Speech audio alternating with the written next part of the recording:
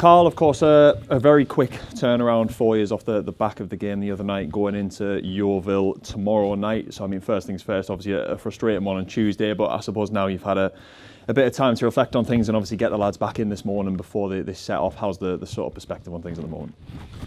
Yeah, we've been up on pitch, gone through the detail of what we expect, but regardless of tactics and how you want to set up and how you want to attack the opposition or how you want to defend against them, ultimately there needs to be a big reaction. I think they understand that as players, for themselves as professionals, but also for the fans. Totally unacceptable, that performance the other night, and the lads know that. Very sloppy. Didn't like our body language, didn't like our approach to the game, and I'm sick of going on about how we're in a tough moment. Yes, we are, but like I said, I expected more, and there needs to be, like I say, a positive reaction to the game. That's the very least we can expect.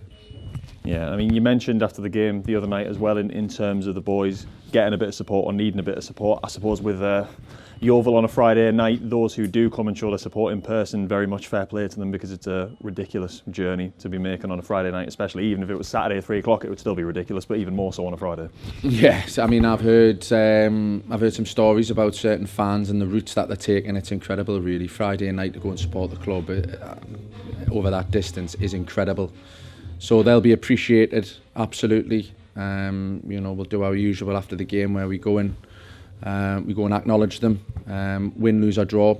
Let's hope it's a positive result, because it needs to be. For that sort of effort that they put in, the least the players can do is match that on the pitch, and that has to come with, like I say, a real visible, notable difference in the way they approach the game. They have to show that sort of respect to our fans, because, like I say, they're making a hell of an effort to come and watch us.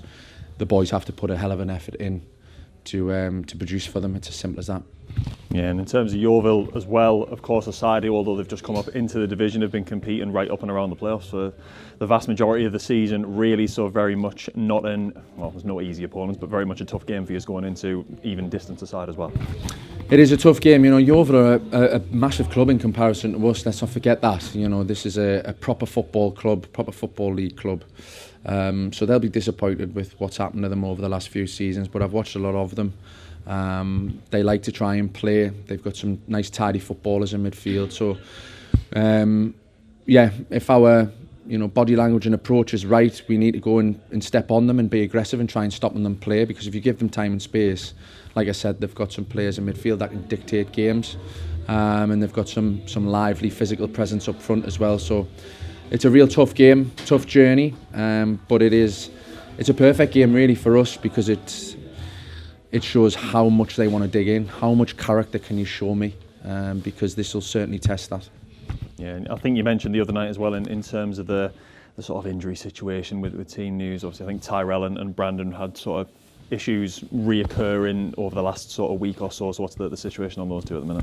Yeah, disappointing. Probably the naivety of youth with Tyrell. We were trying to look after him and pull him out of certain bits of the session. But his appetite to play, he's desperate to play. He went off and did some runs and pushed himself too hard, which then he increased his time out with his hamstring. He's just got a little tear in that, I think, which will keep him out for longer than we'd hoped. Brandon reoccurring with his calf injury, unfortunately, so he wants to go and get some scans to really understand what's going on there, because that's become quite repetitive now, which is a shame. Two really key players when they're at it, but again, we have to adjust and adapt to that, like I've said, and the players that we've got, I expect them to go and put on a far better performance than what we've seen the other night. And as well, in terms of an extension, someone who's obviously going to be around for a bit longer in Owen Mason, who's done pretty well since he's been at the club. How important is it really, I suppose, getting a bit of continuity, especially everyone always talks about goalkeeping wise as well, having that sort of consistent presence in goal for us as well? It's really important, and Owen's developed to a level in possession that we're really happy with. Obviously, it's a massive part of how we play. He's a brilliant goalkeeper. He's made some fantastic saves, big physical presence, great shot stopper. But he's really worked hard on his distribution. Obviously, the other night was probably the most disappointing performance of the lot, unfortunately for him. However, it wasn't just him as an individual. You know, what he was looking for and his ideas were correct. His detail and quality obviously wasn't great. However, players around him have to help him more, you know, with timing and movements and supporting him as he's on the ball. It was all a little bit disjointed, and as soon as one, you know, element of the build-up isn't right and that hesitancy's there, the rest of it can struggle. So he wasn't helped by the players around him, but it was a game that, you know, he won't want to revisit, and I'm sure, you know, knowing the lad, he's got the strength of character to continue being brave and correct it. But we're really happy with him, and yeah, we've extended him till the end of the season.